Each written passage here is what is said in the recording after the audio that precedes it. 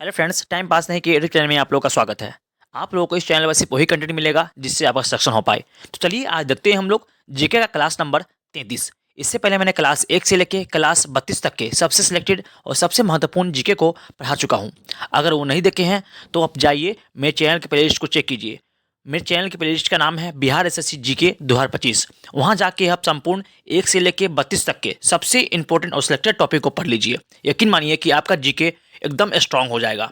और मैं अपने इस चैनल के माध्यम से आपको संपूर्ण जीके और जीएस का सिलेबस करवा रहा हूँ, इसीलिए हमसे जुड़ जाइए, मेरे चैनल को सब्सक्राइब कीजिए। तो चलिए आज देखते हैं क्लास नंबर 33।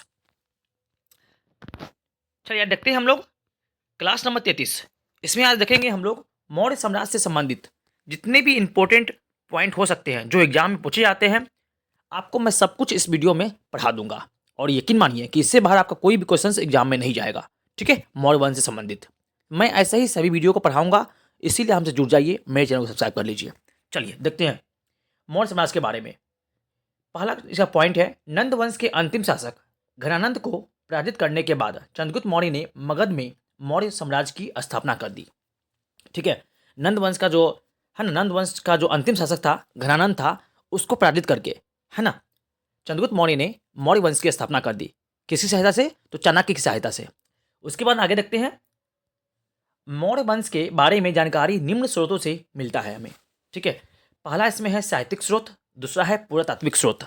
चलिए देखते हैं। साहित्यिक स्रोत के अंतर्गत चाणक्य के अर्थशास्त्र से मिलता है जानकारी, इंडिका पुस्तक से जानकारी मिलता है, मुद्रा राक्षस पुस्तक से जानकारी मिलता है। किसकी? तो मौर्य वंश के बारे में। ठीक है, और पुरातात्विक स्रोत के बारे में कहाँ से मिलता है? तो अशोक के अभिलेख से मिलता है, जूनागढ़ अभिलेख से मिलता है और रुद्ररामन के अभिलेख से मिलता है। ठीक है, यहाँ से ऐतिहासिक स्रोत और ये पुरातात्विक स्रोत मिलता है हमको जानकारी। ठीक है, किसके बारे में? तो मौर्य वंश के शासक है ना, उसके सब कुछ बारे में। तो याद रखते हैं, मौर्य वंश शासक साम्राज्य के महत्वपूर्ण शासक निम्न है। जो मौर्य साम्राज्य था उसके महत्वपूर्ण शासक आपको निम्न देखने को मिल रहा है। मैं सबको एक एक करके सबको पढ़ाऊंगा, जो इंपॉर्टेंट होगा मैं सबको बताऊंगा आगे। इसमें पहला है चंद्रगुप्त मौर्य, दूसरा है बिंदुसार, तीसरा है अशोक, उसके बाद आगे था दशरथ मौर्य, उसके बाद संप्रीति, उसके बाद शालिशुक, उसके बाद देववर्मन और अंत में था बृहदर्थ। ठीक है, तो हम सब कुछ आप लोगों को सीरियली पढ़ाएंगे। चल देखते हैं आगे। अब देखते हैं नेक्स्ट स्लाइड को बढ़ते हैं और यहाँ से देखते हैं सबसे पहला शासक जो था चंद्रगुप्त मौर्य। ठीक है, इसके बारे में जितने भी इंपॉर्टेंट पॉइंट है हम सबको देख लेते हैं। ठीक है, आगे चंद्रगुप्त मौर्य मौर्य वंश के प्रथम शासक और संस्थापक थे। ठीक है, चंद्रगुप्त मौर्य ने ही मौर्य वंश की स्थापना की और वह प्रथम शासक थे। ठीक है, ये भी याद रखिएगा। चंद्रगुप्त मौर्य ने चाणक्य को अपना प्रधानमंत्री बनाया। चंद्रगुप्त मौर्य ने चाणक्य को अपना प्रधानमंत्री बनाया। चाणक्य के अन्य नाम कौन कौन से हैं? तो कौटिल्य है और विष्णुगुप्त है। ठीक है, ये भी याद रखिएगा।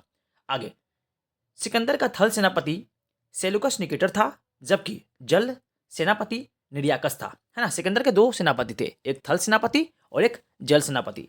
थल सेनापति का नाम था सेलुकस निकेटर और जल सेनापति का नाम था निर्याकस। ठीक है, चलिए ये भी याद रखिएगा, एक एग्जाम में पूछा गया था इसीलिए। आगे बढ़ते हैं और देखते हैं यहाँ से।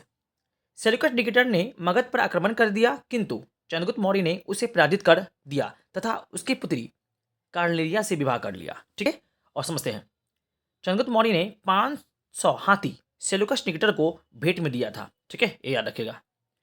उसका राय क्वेश्चन देखते हैं। सेल्यूकस निकेटर ने अपना राजदूत मेगास्निस को चंद्रगुप्त मौर्य के दरबार में भेजा था। है ना, सेल्यूकस निकेटर ने अपने राजदूत जिसका नाम था मेगास्निस, उसको चंद्रगुप्त के दरबार में भेजा गया था। ठीक है, आगे मेगास्निस की पुस्तक इंडिका में मौर्य वंश की जानकारी मिलती है, अभी हम देखे थे, है ना। चलिए आगे रखते हैं। जैन गुरु भद्रबाहु से प्रभावित होकर चंद्रगुप्त मौर्य ने जैन धर्म को अपना लिया। है ना, चंद्रगुप्त मौर्य जैन जो गुरु थे भद्रबाहु से प्रभावित होकर, है ना, चंद्रगुप्त मौर्य ने जैन धर्म को अपना लिया और कर्नाटक के सरवनबेलगोला में 298 ईसा पूर्व में सरलेखना विधि द्वारा प्राण त्याग दिया। ठीक है, ये भी क्वेश्चन पूछा जाता है कि जो चंद्रगुप्त मौर्य थे वह किस विधि द्वारा, है ना, प्राण को त्याग दिए? तो ये नाम क्या था? सरलेखना विधि। ठीक है, इसको याद रखिएगा, सरलेखना विधि। चलिए आगे रखते हैं और समझते हैं और इंपोर्टेंट क्वेश्चंस को देखते हैं। उसका रखते हैं आगे बिंदुसार। चलिए, बिंदुसार को अमित्र घात भी कहते हैं। अमित्र घात का मतलब होता है शत्रुओं का नाश करने वाला। ठीक है, चलिए आगे बढ़ते हैं और देखते हैं। बिंदुसार ने सीरिया के नरेश से अंजीर, मीठी शराब तथा यूनानी दार्शनिक की मांग की थी। किसने मांग की तो बिंदुसार ने सीरिया के नरेश से मांग की थी। चलिए सीरिया के राजा से। आगे उसके देखते हैं, जो बिंदुसार था वो आजीवक संप्रदाय का अनुयायी था। आगे बिंदुसार की मृत्यु के बाद उसका पुत्र अशोक मगध के सिंहासन में बैठा। अशोक बहुत ही प्रतापी और महान शासक थे। ठीक है, अब चलिए समझते हैं उसके बारे में। चलिए देखते हैं अशोक के बारे में समझते हैं। अशोक का जन्म 304 ईसा पूर्व में पाटलिपुत्र हुआ था, जो कि वर्तमान बिहार में पड़ता है। ठीक है, चलिए देखते हैं आगे। उसके बाद आगे बौद्ध ग्रंथों के अनुसार अशोक ने राजा बनने के लिए अपने 99 भाइयों की हत्या कर दी थी, है ना। ऐसा बौद्ध ग्रंथ के अनुसार सुना आता है और कहा जाता है। ठीक है, आगे 261 ईसा पूर्व में अशोक ने कलिंग पर आक्रमण कर दिया। 261 ईसा पूर्व में अशोक ने कलिंग पर आक्रमण कर दिया और कलिंग को जीत लिया। कलिंग में हुए भीषण नरसंहार को देखकर अशोक का हृदय परिवर्तन हो गया। ठीक है, ये याद रखिएगा, है ना। जो कलिंग में हुआ था बहुत बड़ा नरसंहार हुआ था। ठीक है, कितने हजार कितने लाख आदमी मारे गए थे उसमें। ठीक है, चलिए वही देखकर उसका हृदय परिवर्तन हो गया था। ठीक है, चलिए आगे अशोक का। उसके बाद इसके बाद अशोक ने बौद्ध धर्म अपना लिया और बौद्ध धर्म की शिक्षा अशोक को उपगुप्त ने दी थी। ये भी याद रखिएगा कि अशोक को बौद्ध धर्म की शिक्षा किसने दी थी तो उपगुप्त ने दी थी। ठीक है, चलिए अब देखते हैं आगे और यहां से क्या हुआ अशोक के बारे में सब कुछ समझते हैं। अभी हम अशोक के बारे में पढ़ रहे हैं। ठीक है, चलिए अब उसके बाद क्या हुआ यहाँ देखिए, नेक्स्ट पॉइंट की ओर बढ़ते हैं और यहाँ से देखते हैं। अशोक ने बौद्ध धर्म के प्रचार के लिए अपने बेटे महेंद्र एवं बेटी संघमित्रा को श्रीलंका भेजा था। ठीक है, किसने भेजा था तो अशोक ने ही, बौद्ध धर्म के प्रचार के लिए। आगे अशोक ने आजीवक संप्रदाय के लोगों के लिए गया में, गया जो कि वर्तमान बिहार में पड़ता है, जिला है, एक डिस्ट्रिक्ट है, चलिए बराबर की पहाड़ियों में 4 गुफाओं का निर्माण करवाया था। ठीक है, आगे अशोक भारत का पहला ऐसा शासक था जिसने अपने संदेशों को अभिलेखों के माध्यम से जनता तक पहुंचाया। ठीक है, अशोक एक ऐसा शासक था भारत का जो अपने संदेशों को अभिलेखों के माध्यम से जनता तक पहुंचाया था। ठीक है, अशोक ने अभिलेखों की भाषा प्राकृत थी। जो अशोक ने अभिलेख लिखे थे उसकी भाषा कितनी थी तो प्राकृतिक भाषा थी। ठीक है, जिसे 4 लिपियों में लिखा गया था। ठीक है, इस भाषा को कितनी लिपि में लिखा गया था तो 4 लिपियों में लिखा गया था इस भाषा को। चलिए अब समझते हैं कौन कौन सी भाषा थी और कौन कौन सी लिपि थी। आगे ब्राह्मी लिपि, यह अभिलेख भारत में मिले हैं। जो ब्राह्मी लिपि का जो अभिलेख है वह भारत में मिले हैं। उसका खरोष्ठी लिपि का जो अभिलेख था वह मिला था पाकिस्तान में मिला था। और उसके बाद अरमाइक लिपि का जो अभिलेख था वह मिला कहाँ पे तो अफगानिस्तान में मिला था। ठीक है, आगे चौथा ग्रीक लिपि, यह अफगानिस्तान के उत्तरी सीमा में मिला था। ठीक है, ग्रीक लिपि। चलिए आगे उसका देखते हैं खरोष्ठी लिपि दाएं से बाएं की ओर लिखी जाती है। ठीक है, खरोष्ठी लिपि की लिखती है तो दाएं से बाएं की ओर लिखी जाती है। अब समझते हैं आगे। चलिए देखते हैं अशोक के अभिलेख को पढ़ने की पहली सफलता 1837 ईस्वी में जेम्स विंसेप को मिली थी। सबसे पहले अशोक के अभिलेख को जेम्स विंसेप ने ही पढ़ा था, ये भी याद रखिएगा। ठीक है, चलिए समझते हैं आगे और देखते हैं। अशोक के प्रथम शिलालेख में पशु बलि की निंदा की गई है ना। यानी प्रथम अभिलेख अशोक का कहता है कि जो पशु बलि है ना, वह बहुत ही खराब है, वह दुखनीय है, चिंतनीय है। ठीक है, यह बोला गया था प्रथम अभिलेख के माध्यम से अशोक के। अशोक के दूसरे अभिलेख में मनुष्य व पशु दोनों की चिकित्सा व्यवस्था का उल्लेख किया गया है। ठीक है, ऐसा क्वेश्चन पूछा गया है कि मनुष्य और पशु की दोनों की चिकित्सा व्यवस्था का उल्लेख अशोक के किस अभिलेख में किया गया है तो आप बोलिएगा कौन सा दूसरा अभिलेख। ठीक है, आगे अशोक के 7वें और 8वें अभिलेख में अशोक की तीर्थ यात्राओं का उल्लेख है। ठीक है, चलिए अब देखते हैं आगे और समझते हैं और क्वेश्चंस को। ये सारे क्वेश्चन सिलेक्टेड है और प्रीवियस एग्जाम में पूछे गए हैं। इसके यहाँ से क्वेश्चन तो आते ही आते हैं, सब एग्जाम में आते हैं। ठीक है, इसीलिए इसको स्किप नहीं कीजिएगा और शुरू से अंत तक जरूर देखिएगा। चलिए अब कुछ देखते हैं इंपॉर्टेंट पॉइंट को।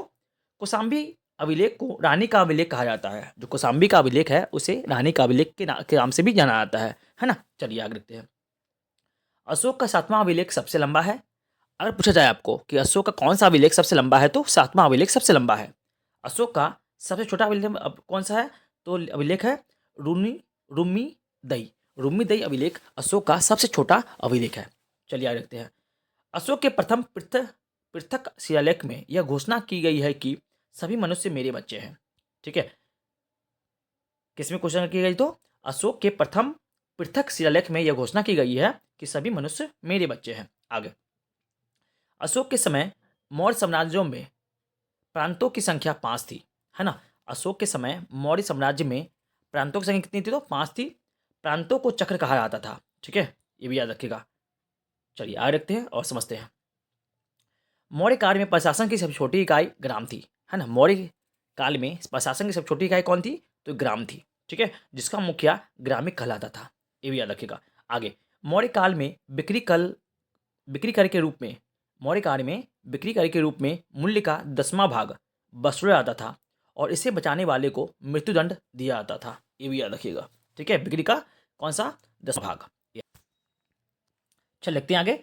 जस्टिन के अनुसार मौर्य सेना में लगभग 50,000 अश्वरोही सैनिक था, 9,000 हाथी और 8,000 रथ थे। ठीक है, चलिए जस्टिन के अनुसार, तो जस्टिन के अनुसार आगे रखते हैं। जस्टिन ने चंद्रगुप्त की सेना को लुटेरों की सेना कहा है। ठीक है, ऐसा किसने बोला है? तो जस्टिन ने बोला है ना। चलिए आगे रखते हैं।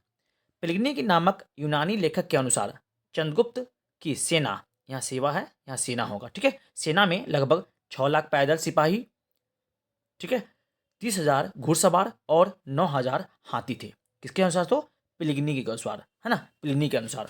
ठीक है, चल देखते हैं आगे और समझते हैं। अर्थशास्त्र में गुप्तचर को गूढ़ पुरुष कहा गया है ना। किसमें? तो अर्थशास्त्र में गुप्तचर को गूढ़ पुरुष कहा गया है। चलिए देखते हैं आगे और समझते हैं और क्वेश्चंस को। चलिए आगे रखते हैं यहाँ से। चलिए देखते हैं यहाँ से। नेक्स्ट है, मौर्य साम्राज्य में सरकारी भूमि को सीता भूमि कहा गया था। ठीक है, क्या आता था? तो सीता भूमि कहा जाता था। किसके भूमि को? तो सरकारी भूमि को कहा जाता था सीता भूमि। आगे, मेगास्थनीज ने भारतीय समाज को 7 वर्गों में विभाजित किया है। जो मेगास्थनीज थे वह भारतीय समाज को 7 वर्गों में विभाजित किया है। इसमें पहला है दार्शनिक, दूसरा पे है किसान, तीसरा है अहीर, चौथा है कारीगर, पांचवा है सैनिक, छठा है निरीक्षक और सातवां है सभासद। ठीक है, चलिए किसके साथ? दो मेगास्थनीज ने भारतीय समाज को 7 वर्गों में बांटा था ऐसे। ठीक है, चलिए देखते हैं आगे। आगे रखते हैं। मौर्य काल में स्वतंत्र वेश्यावृत्ति को अपनाने वाली महिला को रूपजीवा कहलाती थी। ठीक है, चलिए आगे देखिएगा।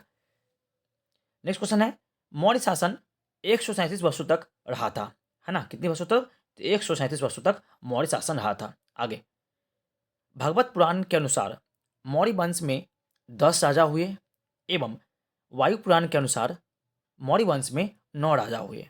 ठीक है, दोनों का अलग अलग मत है। चलिए आगे देखते हैं।